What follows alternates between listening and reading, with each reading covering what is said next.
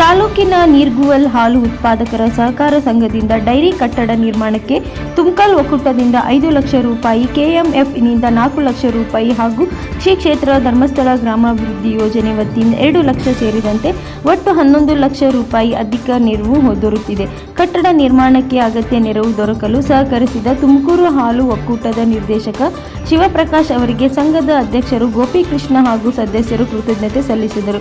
ಸಂಘದ 2025ನೇ ಹಾಗೂ 2026ನೇ ಸಾಲಿನ ವಾರ್ಷಿಕ ಸರ್ವಸದಸ್ಯ ಮಹಾಸಭೆಯಲ್ಲಿ ಈ ಕುರಿತು ಮಾಹಿತಿ ನೀಡಲಾಯಿತು. ಸಂಘದ ಅಧ್ಯಕ್ಷ ಗೋಷ್ಠೀಕೃತ ಮಾತನಾಡಿ, ಸಂಘವು ಪ್ರಸ್ತುತ ಸಾಲಿನಲ್ಲಿ ಉತ್ತಮ ವ್ಯವಹಾರ ಬೋನಸ್ ಹಣವನ್ನು ನಿಯಮಾನುಸಾರವಾಗಿ ಸದಸ್ಯರಿಗೆ ತಲುಪಿಸಲಾಗಿದೆ. ಹೈನುಗಾರರು ಉತ್ತಮ ಗುಣಮಟ್ಟದ ಹಾಲು ಉತ್ಪಾದನೆಗೆ ಹೆಚ್ಚಿನ ಆದ್ಯತೆ ನೀಡಬೇಕು.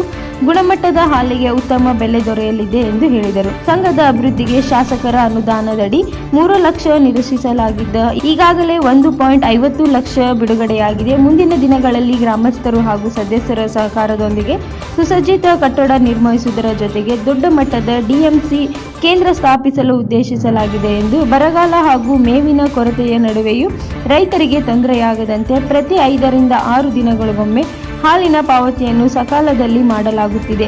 ಸಾಕು ಪ್ರಾಣಿಗಳು ಅಕಾಲಿಕವಾಗಿ ಮೃತಪಟ್ಟ ಸಂದರ್ಭದಲ್ಲಿ ಸಂಘದ ವತಿಯಿಂದ 15,000ವರೆಗೆ ಪರಿಹಾರ ನೀಡಲಾಗುತ್ತಿದೆ ಎಂದು ತಿಳಿಸಿದರು. ತುಮಕೂರು ಹಾಲು ಒಕ್ಕೂಟದಿಂದ ಹೈನುಗಾರಿಕೆ ಮಾಡುವ ರೈತರಿಗೆ ಮೇವಿನ ಬೀಜ ವಿತರಣೆ, ಹಸುಗಳಿಗೆ ವಿಮಾ ಸೌಲಭ್ಯ, ಪಡ್ಡೆ, ರಾಸಾನುಗಳು, ವಿಮೆ ಸೇರಿದಂತೆ ವಿವಿಧ ಸೌಲಭ್ಯಗಳನ್ನು ನೀಡಲಾಗುತ್ತಿದೆ. ಹುಲ್ಲಿನ ಬಣವೆಗೆ ಬೆಂಕಿ ಅವಘಡ ಸಂಭವಿಸಿದರೆ ರೈತರಿಗೆ 20,000ವರೆಗೆ ನೆರವು ನೀಡುವ ವ್ಯವಸ್ಥೆ ಇದೆ ಎಂದು ತಿಳಿಸಲಾಯಿತು. ಸಭೆಯಲ್ಲಿ ಸಂಘದ ಉಪಾಧ್ಯಕ್ಷ ಸೋಮಶೇಖರಯ್ಯ, ವ್ಯವಸ್ಥಾಪಕ ಮೋಹನಕುಮಾರ, ವಿಸ್ತರಣಾಧಿಕಾರಿ ಸಿದ್ದಲಿಂಗಸ್ವಾಮಿ, ಕಾರ್ಯದರ್ಶಿ ರಂಗಸ್ವಾಮಿ, ಹಾಲು ಪರೀಕ್ಷಕ ರಾಘವೇಂದ್ರ, ಆಡಳಿತ ಮಂಡಳಿಯ ನಿರ್ದೇಶಕರು, ಸಂಘದ ಸದಸ್ಯರು ಧರಣೇಶ, ವರದಯ್ಯ, ಸೋಮಶೇಖರ, ಕ್ಯಾತಪ್ಪ, ಶಿವಮ್ಮ, ಬಸವಯ್ಯ, ಸುರೇಶ್, ಕಲ್ಲೇಶ್ ಹಾಗೂ ಗ್ರಾಮಸ್ಥರು ಉಪಸ್ಥಿತರಿದ್ದರು. ವರದಿ ಧನಂಜಯ್.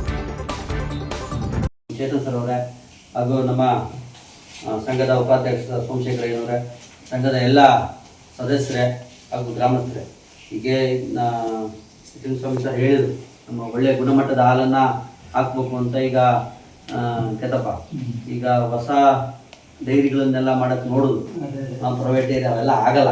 ಯಾಕೆಂದ್ರೆ ಭಾಳ ದೊಡ್ಡ ಮಟ್ಟದಲ್ಲಿ ಕಷ್ಟಪಟ್ಟು ಕಟ್ತಾ ಇದ್ದೀವಿ, ಮುಂದೊಂದು ಇರಲಿ ಅಂತ. ಅದ್ರ ಮೇಲೆ ಅಪ್ಟಿಯರು ಕೂಡ ಮಾಡಬೇಡ್ರಿ ಅಂದ್ರೆ ಆದರೂ ಸೋಮಣ್ಣ ಮಾಡ್ಬಿಡ್ಲಿ. ಆಮೇಲೆ ದುಡ್ಡು ಎಲ್ಲ ಬೋನಸ್ ಎಲ್ಲ ನೋಡ್ಕೊಂಡು BMC ಚೆನ್ನಾಗಿ ಆದ್ಮೇಲೆ ಮಾಡಿದೀವಿ.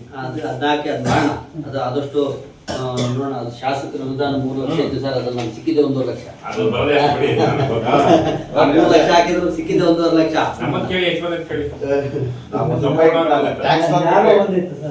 ಆಮೇಲೆ ಇವತ್ತು ಧರ್ಮಸ್ಥಳ ಇದರಿಂದ ನಮ್ಗೆ 2 ಲಕ್ಷ ರೂಪಾಯಿನ ಕೊಟ್ಟರು. 2 ಲಕ್ಷ